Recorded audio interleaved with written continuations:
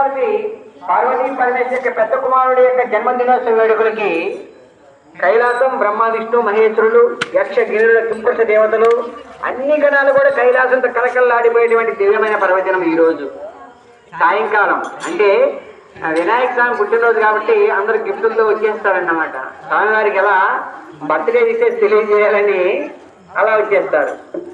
మరి స్వామివారు ఏమన్నారట, అబ్బాయి నీవు ఈ సమయంలో అందరూ ఆనందోత్సవాలతో చేసుకుంటుంటే ఎంతో ముద్దుగా ఉండడానికి ఆ యొక్క గణపతి స్వామివారిని శివపరమాత్మ ఎత్తుకున్నాడట. ఎత్తుకుని ఆడిస్తుంటే ఆయన భుజాల మీద 2 కన్నీటి బొట్లు పడ్డాయట.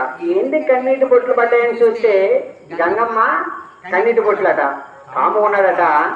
అందరు వెళ్ళిపోయి అమ్మ దగ్గరికి వెళ్ళి ఏమన్నారట, గణపతి యొక్క నామాల్లో పేరుంటుంది, వైమాతురాయ నమః అంటే వైమాతురాయ నమః. స్వా అంటే 2, మా అంటే అమ్మలు, 2 అమ్మల యొక్క ముద్దులు పెట్టాడు గణపతి అని.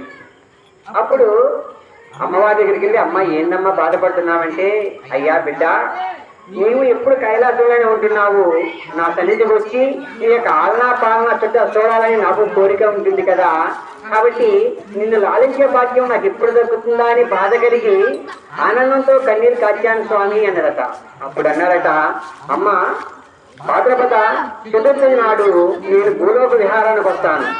11 రోజుల పాటు భూలోకం మొత్తం కూడా విహరించి అన్ని గ్రామాలను తిలకించి ఎవరెవరు ఏ విధంగా సేవిస్తున్నారు, ఎవరెవరు ఏ విధంగా తను సంపాదించిన ధనాన్ని తనకు వినియోగిస్తున్నారు, ఎవరెవరు ఏ విధంగా భజిస్తున్నారు అని నేను భూలోక పర్యటన చేసి ఎక్కడికి వెళ్తారు, గంగమ్మ తల్లికి మాటిచ్చాడు కదా నేను ఒడిలోనే ఉంటాను కొన్ని రోజులని మన చేత పూజలు అందుకున్నటువంటి ఆ చిట్టి గణపతి, ఆ బుద్ధి గణపతి, బాల గణపతి గంగమ్మ ఒడికి బయలుదేరుతారన్నమాట. అందుకని ఎందుకు గంగలో నిమజ్జనం చేస్తారంటే ఇందుకోసమే. అప్పుడు కోరుకుంది గంగమ్మ తల్లి, నా యొక్క సన్నిధిలో కొన్ని రోజులు ఉండవయ్యా స్వామి అని వేడుకుంటే, ఇలా ఈ మొదటి రోజున స్వామివారు భూలోక విహారానికి బయలుదేరుతూ స్వామివారు ఏ వాహనం మీద వచ్చారట, సింహవాహనం. సింహవాహనం మీద ఉన్నటువంటి గణపతి పేరేమిటి, హేరంబ గణపతి. హేరంబ గణపతి. కాబట్టి ఆ గణపతి వారు మొట్టమొదటిసారిగా పూజలు అందుకోవడానికి స్వామివారు చూడండి, వెంకటేశ్వర స్వామి కానివ్వండి, ఈ స్వామివారు కానివ్వండి ఎప్పుడు నిలబడి ఉంటారన్నమాట. అందుకని స్వామివారు సింహవాహనారూఢై, ఎందుకంటే మనం అందరం కూడా అగ్నితో చెప్పేది కాబట్టి మన యొక్క చిహ్నం సింహం. ఇంతెందుకు భారతదేశానికి కూడా ఆ యొక్క సింహవాహనం మీద భరతమాత కూర్చొని ఉంటుంది. కాబట్టి ఈ సమయాన ఎవరెవరు కొద్దిపాటి సంకల్పన చేసినా, కొద్దిపాటి పూజ చేసినా ఆనంద గణపతి ఏం చేస్తున్నారు. కాబట్టి ఇటు దివ్యమైన పర్వదినాన సాయంకాల గణపతి జన్మదినోత్సవ వేడుకల శుభాకాంక్షలు తెలియజేస్తూ స్వామివారు దేని సంతోషపడ్డాడట, హలో నామస్మరణ భక్తి కలియుగంలో భగవన్నామ సంకీర్తన చేసినట్లయితే స్వామివారు చాలా చాలా ఆనందపడ్డాడన్నమాట. కాబట్టి అటు గణపతి ఆనందానికి మనం పాత్రలు కావాలని కోరుకుంటూ ఎవరు చేసినామని వారు పలకండి చాలు. ఎందుకంటే స్వామివారు ఓం ఘం గణపతి అంటే స్వామివారు చాలా సంతోషపడ్డాడన్నమాట. మొదటి విషయాలు అన్ని తెలుసుకుందాం. ఎందుకంటే భజన చేస్తాం, 20-30 పాటలు పాడేస్తాం, వెళ్ళిపోతాం. దీని యొక్క ఫలితం ఉంటుంది.